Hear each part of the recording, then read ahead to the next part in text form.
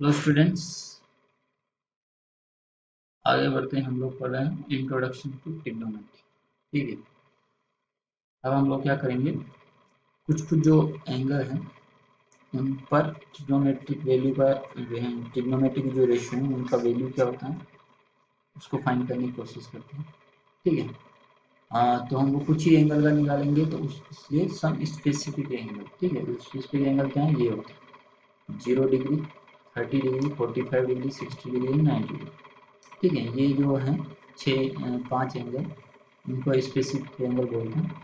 इन पर trigonometric ratio का value क्या होता है वो हम निकालें।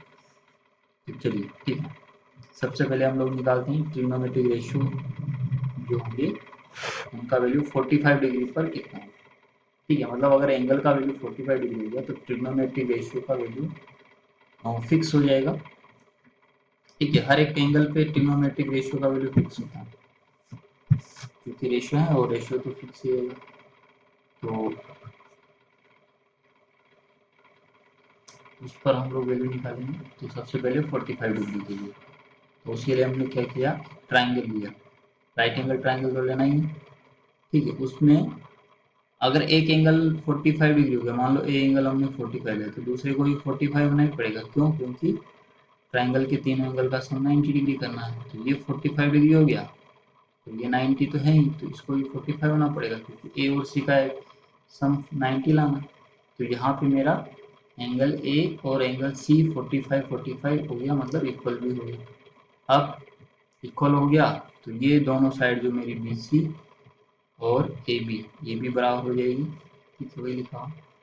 तो हमने क्या किया, इन साइड का लेंथ ले लिया, मान लो ए, कुछ भी ले सकते हो अपनी मर्जी से, 1 ले सकते हो, 2 ले सकते हो, बट बराबर लेना है, जितना इसका होगा उतना इसका होगा। ठीक है, तो हमने इन जनरल ए ले लिया। तो ए ले लिया तो ए सी निकाल सकते हैं हम लोग पाइथागोरस थ्योरम लगा के। तो एक ए सी का वैल्यू आ जाएगा a√2।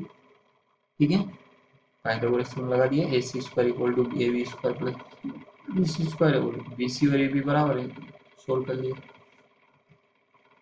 चलिए, अब हम लोग अलग अलग जो ट्रिग्नोमेट्रिक रेशियो है उनका वैल्यू लिखते हैं। तो साइन ए आएगा, बट ए की जगह 45 डिग्री हमने लिया, तो साइन 45 डिग्री मतलब जो साइन का फॉर्मूला लगाएंगे, साइन का फॉर्मूला क्या होगा, अपोजिट साइड अपॉन हाइपोटेनस। तो एंगल ए के अपोजिट साइड क्या होगी, बी सी। तो बी सी का वैल्यू बी सी अपॉन ए सी, वही फॉर्मूले जो पहले आए थे। अब दोनों का वैल्यू रख दिया, तो ए का वैल्यू बी सी का वैल्यू ए और ए सी का वैल्यू a√2, ए कट गया 1/√2। तो साइन 45 डिग्री कितना आ गया, 1/√2। ठीक है, cos 45 निकालेंगे, फॉर्मूला हमको याद ही है, एडजेसेंट साइड अपॉन हाइपोटेनस, उसका भी 1/√2। टेन का निकालेंगे तो opposite side upon adjacent side. तो अपोजिट साइड ये, एडजेसेंट साइड ये, दोनों का वैल्यू बराबर है ए, तो वैल्यू आ जाएगा 1।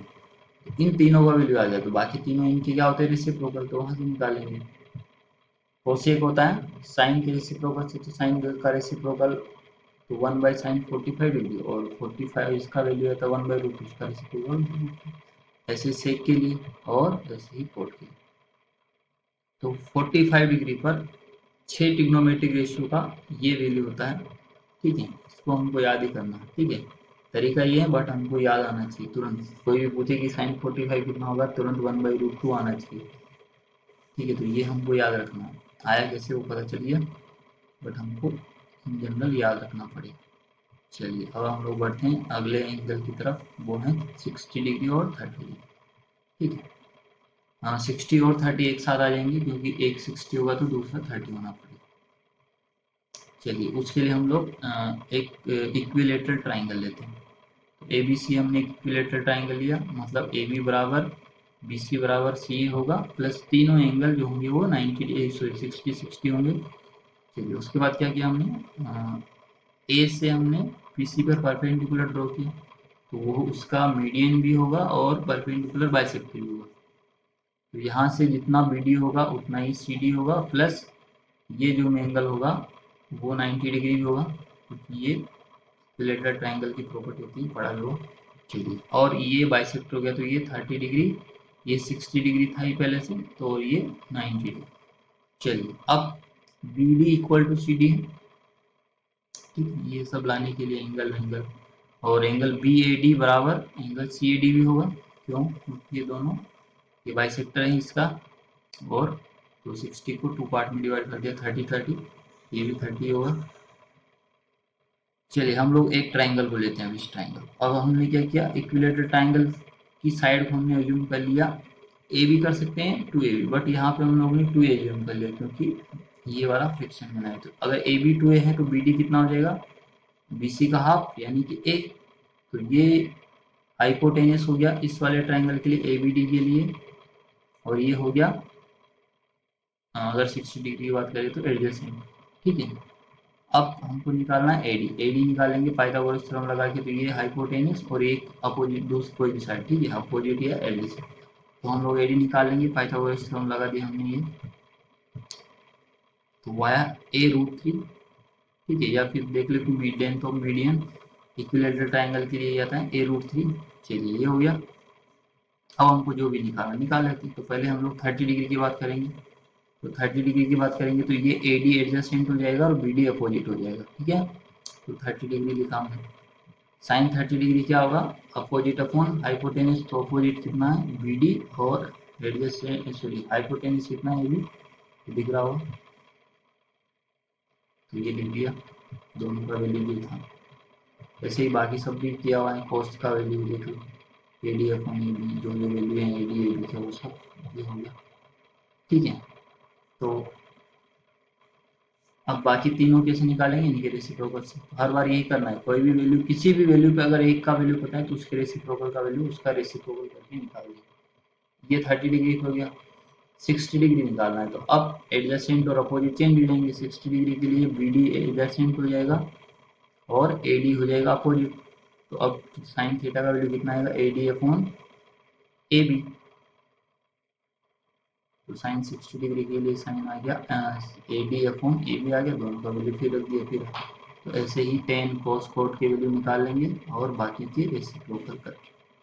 ठीक है, तो ये हो गया 30 डिग्री और 60 डिग्री पे। चलिए अब हम लोग आते हैं 0 डिग्री और 90 डिग्री। ठीक है, 0 डिग्री 90 डिग्री लिए ऐसे हमको कुछ नहीं निकाला, ये सिंपल एक थिंकिंग या फिर एक प्रोसेस के जरिए हम लोग इनका वैल्यू निकालते हैं। तो पहले हम लोग निकालते हैं 0 डिग्री। देखो ये जो डायग्राम दिया इसमें B 90 डिग्री है और A और C कुछ एंगल। अब हम लोग को क्या करना है, एंगल ए को 0 करना है। तो मैंने क्या किया, देखो यहाँ से C को मैंने इस पर प्रेस कर रहा हूँ, मतलब इसको मैं नीचे धकेल रहा हूँ। तो जैसे जैसे मैं C को नीचे धकेलता जाऊंगा ये BC लेंथ कम होता जाएगा, वो यहाँ पे दिखा रखा प्रोसेस। देखो C यहाँ आया, फिर यहाँ आया।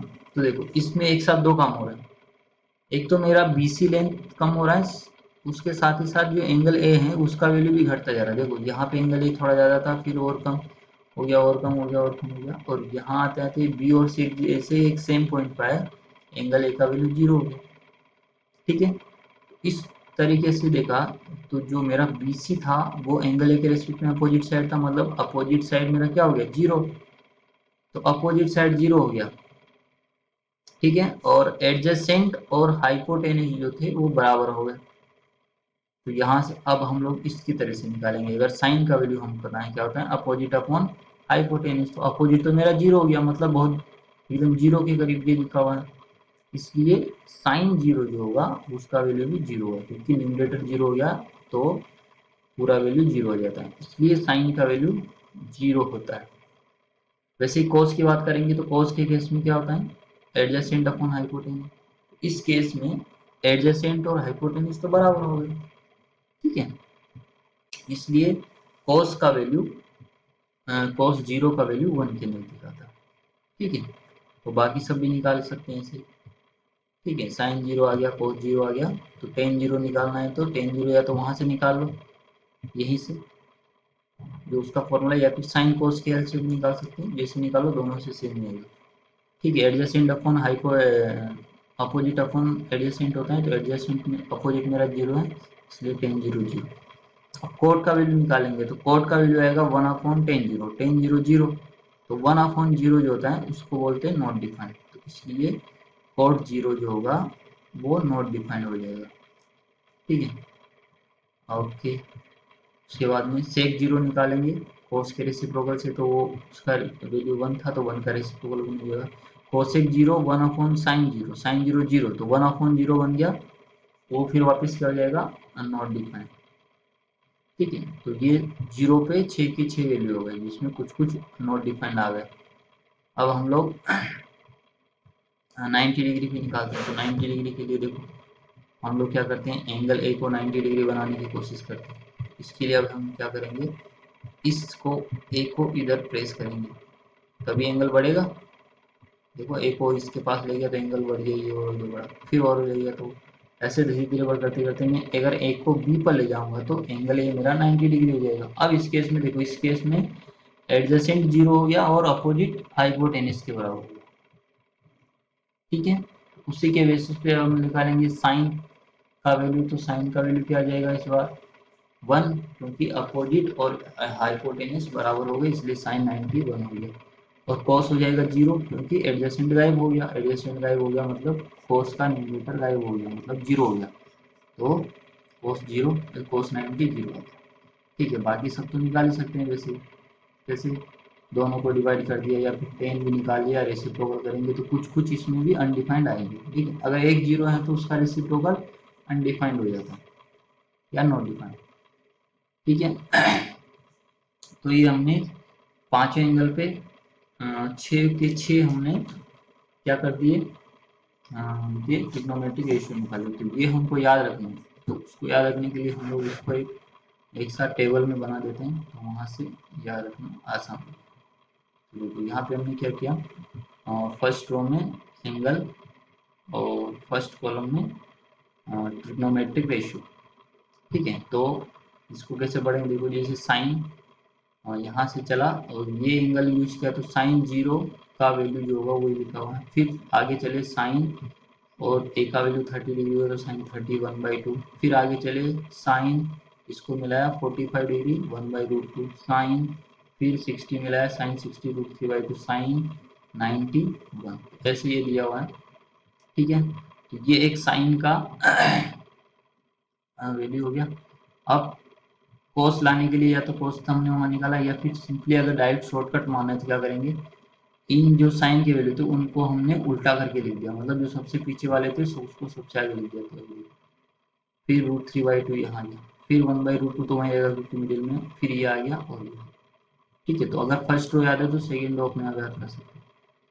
चलिए, उसके बाद में 10, तो 10 क्या होता है साइन अपॉन कोस, दोनों का डिवीजन कर देंगे, बट ध्यान रखना ऊपर साइन रखना है। तो ये 0/1 0 हो जाएगा, इन दोनों को डिवाइड करेंगे तो कितना हो जाएगा, देखो 1/2 1/2 कट जाएगा, 1/√3 बच जाएगा, दोनों सेम है, डिवाइड किया तो 1। इस बार 1/2 कट जाएगा, ऊपर √3 इसलिए गया और ये 1/0 आया इसलिए नॉन डिफाइंड हो गया। बाकी तो ऊपर वाले तीनों के रेसिप्रोकल हैं, तो साइन वाले का रेसिप्रोकल करेंगे तो ये आ जाएगा कोसेक का, फिर कॉस वाले का रेसिप्रोकल करेंगे तो सेक का जाएगा और टेन का रेसिप्रोकल करेंगे तो कोट का जाएगा।